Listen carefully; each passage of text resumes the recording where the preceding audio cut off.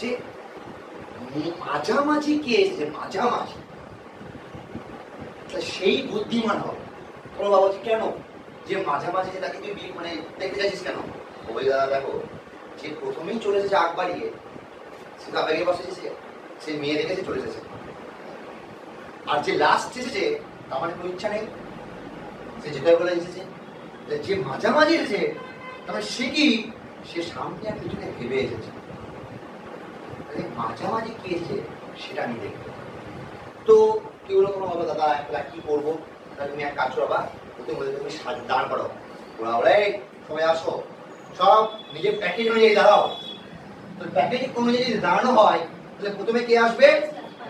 5 লাখ দাঁড়াবে, তারপরে 6 লাখ কবার দাঁড়াবে? বেশ, তারপরে 7 লাখ কবার? দুবার, তারপরে 10 আর নেই তো, 8 লাখ নেই তো, 10 লাখ দুবার,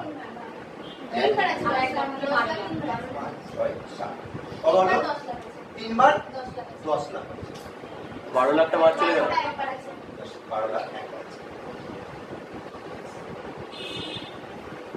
3 10 হয়ে গেল, কিন্তু তো 3 একই ভ্যালু হয়ে গেছে কি?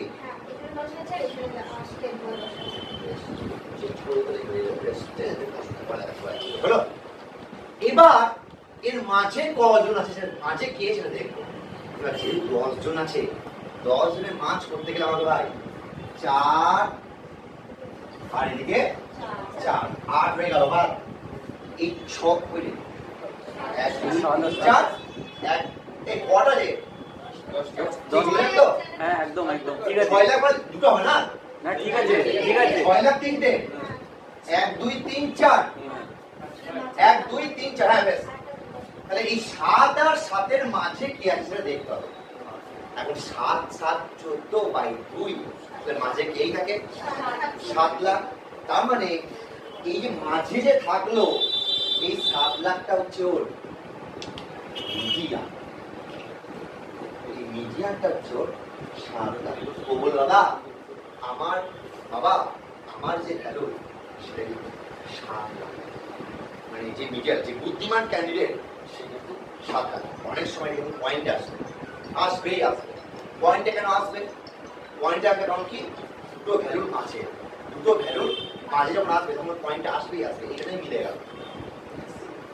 এবার ও বাবা বলে কিরে এবার বিয়ে করবি? মিডিয়াম কথাটা আসবে, মিডিয়াম